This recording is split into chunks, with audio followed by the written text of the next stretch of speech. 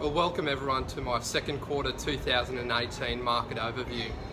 The Southeast Queensland residential development site market as a whole has continued to perform strongly through the second quarter of 2018, with this level of demand and activity expected to continue throughout the year. So what are the key trends that are currently shaping the market at present?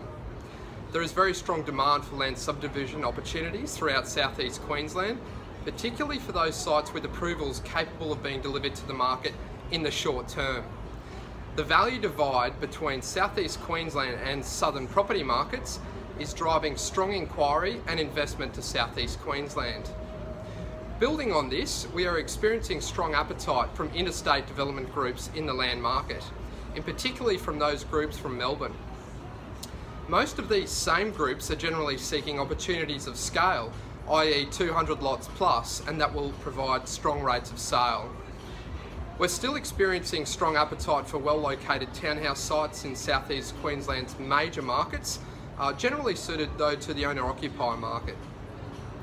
There is strong demand from investment house and land builders for completed land stock, with demand driven by affordability, first homeowner incentives and self-managed super funds.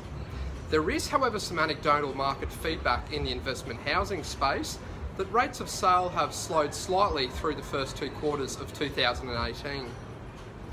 The Brisbane CBD unit market remains soft, with lingering fears of unit oversupply, which is still heavily perpetuated by the popular press. However, there is a genuine sense amongst the development industry that the rhetoric around oversupply is overstated and the market now represents generally good buying. Most forecasts indicate that Brisbane unit supply will self-regulate in the medium term, as a reasonable portion of the mooted supply will not be delivered to the market immediately. There is very strong demand for medium to higher density projects along the Gold Coast coastline, in particular the central to southern localities, for instance Mermaid Beach, Burleigh Heads, Palm Beach and Tugun. We're starting to also see, interestingly, some green shoots in the Queensland regional markets. For instance, Mackay, in line with an uptick in resource-related economic indicators, and also some generally more positive sentiment and news around that market. Look, there's no secret that the funding environment continues to be very tight among the major lenders. To this end, non-bank lenders are far more prevalent, filling the much-needed gap in this industry. Whilst providing a much higher cost of debt, they are critical in project commencement through to completion.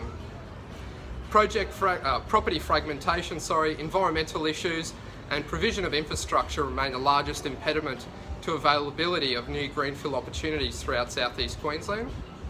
And finally, interest remains strong from groups seeking alternate asset classes such as aged care, retirement, childcare and manufactured home estates. So look, thanks for listening to me today.